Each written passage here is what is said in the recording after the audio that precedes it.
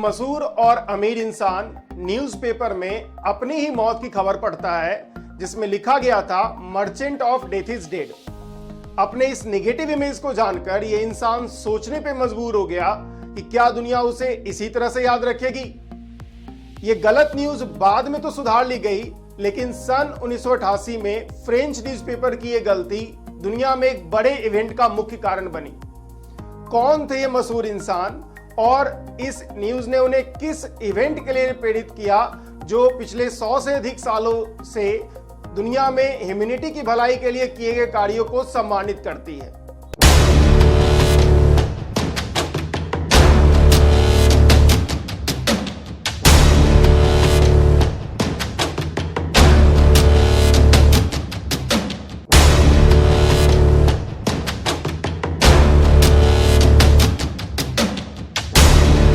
मैं हूं ऋषि कुमार और आज A to Z साइंस के नोबेल प्राइज स्टोरी की पहली वीडियो में founder of Nobel Prize Alfred Nobel के बारे में जानेंगे।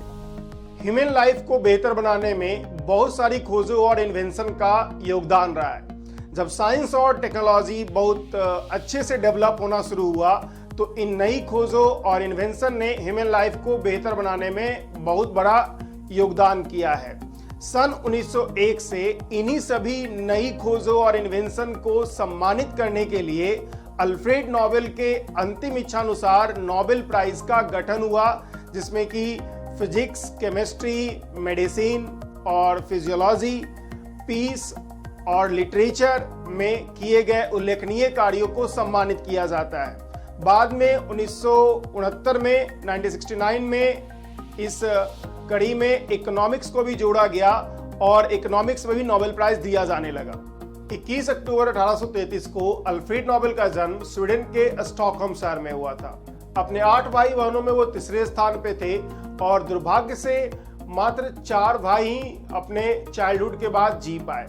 उनके पिता का नाम एमेनुअल नोबेल था और उनकी माँ कैरोलिना एंडिटी थी। उनके पिता एक इन्वेंटर, इंजीनियर और रॉयल इंस्टीट्यूट ऑफ टेक्नोलॉजी के मेंबर थे। उनके परिवार से स्वीडन के उस समय के बहुत बड़े साइंटिस्ट ऑलर्स रुडबैक बिलोंग करते थे। अपने पिता का इंजीनियरिंग बैकग्राउंड होने के कारण अल्फ्रेड नोबेल भी शुरू से इंजीनियरिंग में इंटरेस्टेड थे और उनकी शुरुआती शिक्षा पिता से ही प्राप्त हुई।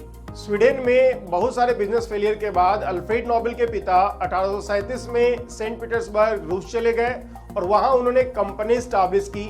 ये कंपनी मशीन टूल्स और एक्सप्लोसिव बनाती थी और यहाँ वो एक सक्सेसफुल एंटरप्रेन्योर बन पाए। 1842 में सारा परिवार स्टॉकहोम से सेंट पीटर्सबर्ग शिफ्ट कर गया। अब अमीर होने के कारण नोबेल भाइयों को प्राइवेट ट्यूटर मिलने लगे। अल्फ्रेड नोबेल ने अपने एजुकेशन में बहुत अच्छा किया, खासकर वो केमिस्ट्री और कुछ लैंग्वेजेस जैसे कि फ्रेंच, जर्मन, इंग्लिश और रशियन लैंग्वेज में अच्छा कर रहे थे। अल्फ्रेड नोबेल की स्कूली पढ़ाई मात्र 18 महीने ही हो पाई इन स्टॉकहोम। जब वो सेंट पीटर्सबर्ग आ रहे थे उसके जस्ट पहले वो स्कूल में 18 महीने इनरोल्ड थे। सन 1850 में Alfred Nobel Paris, France shift कर गए और वहां उन्होंने इटालियन साइंटिस्ट एसेनियो सेब्रेरो के अंदर में वर्क किया। एसेनियो सेब्रेरो ने ही नाइट्रोग्लिसरीन का डिस्कवरी किया था, जो कि एक अनकंट्रोल्ड एक्सप्लोसिव था और इसलिए उसका यूज बहुत ही ज्यादा डेंजरस था। इसके बाद अल्फ्रेड नोबेल 1 साल की पढ़ाई करने के लिए 1851 में यूएसए शिफ्ट कर गए, जहां उन्होंने पढ़ाई के साथ साथ Swedish American scientist John Ericsson के अंडर काम किया। अल्फ्रेड नोबेल ने अपना पहला पेटेंट 1857 ईस्वी में कर लिया था, जो कि इंग्लैंड में रजिस्टर्ड किया गया था। कुछ दिनों बाद अल्फ्रेड नोबेल का परिवार रूस से वापस स्वीडन लौट आया और वह स्टॉकहोम शहर में ही रहने लगे। इसके बाद अल्फ्रेड नोबेल भी स्वीडन लौट आए और उन्होंने safe manufacturing of explosive study करना शुरू किया। बेसिकली वो नाइट्रोग्लिसरीन का एक अल्टरनेटिव ढूंढ रहे थे जिसका यूज कम डेंजरस हो, आसानी से उसको कंट्रोल किया जा सके। 1863 में नोबेल ने डिटोनेटर का इन्वेंशन किया और 1865 में वो ब्लास्टिंग कैप भी इन्वेंट कर लिए। इसी दौरान 1864 में उनके कंपनी में एक एक्सप्लोजन हो गया जिसमें कि 5 लोग की डेथ हो गई। इसमें नोबेल के छोटे भाई इमिल नोबेल भी शामिल थे। 1867 में नोबेल ने डायनामाइट का डिस्कवरी कर लिया, जो कि नाइट्रोग्लिसरीन से एक बेहतर एक्सप्लोसिव था।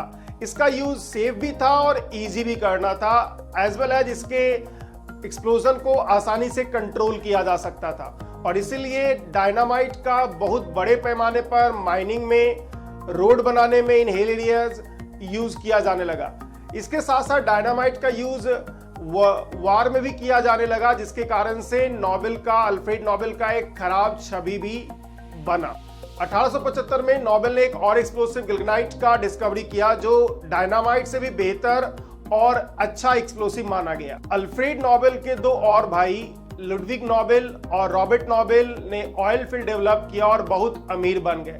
अल्फ्रेड नोबेल भी बहुत सारी डिस्कवरी करने के कारण ये भी बहुत अमीर हो चुके थे। डायनामाइट और गिल्गनाइट ने इनको बहुत ज्यादा अमीर बना दिया था। इस समय तक इनके पास 355 पेटेंट थे और 90 से ज्यादा कंपनी अपने अंडर ये रन कर रहे थे। इस तरह से नोबेल का पूरा परिवार बहुत ज्यादा अमीर हो चुका था और मशहूर भी। 1888 में नोबेल के भाई लुडविग नोबेल का डेथ हार्ट अटैक से हो गया। बहुत सारे न्यूज़पेपर ने इसे गलती से अल्फ्रेड नोबेल का डेथ मान लिया और इसी में से एक न्यूज़पेपर, फ्रेंच न्यूज़पेपर ने यह पब्लिश किया कि merchant of death is dead. Alfred Nobel इसी न्यूज को पढ़कर दुखी हुए और उन्होंने अपने कमाए हुए पैसों का बड़ा हिस्सा नोबेल फाउंडेशन को डोनेट किया, जिसका काम आज नोबेल प्राइज को डिस्ट्रीब्यूट करना है। जब अल्फ्रेड नोबेल फ्रांस में रह रहे थे तो उनकी कंपनी ने बालासाइट इटली को बेचा था। इटली उस समय फ्रांस का एनिमी कंट्री माना जाता था और इसीलिए बहुत सारे लोगों ने अल्फ्रेड नोबेल को देशद्रोही घोषित किया।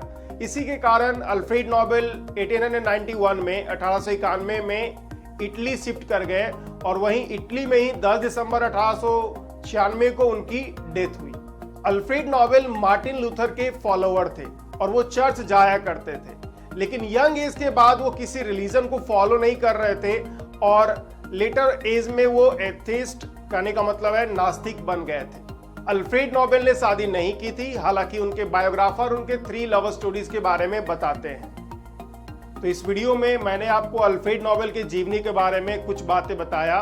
अगर आपको ये वीडियो अच्छा लगा तो प्लीज इसको शेयर कीजिए और एज वेल एज लाइक कीजिए।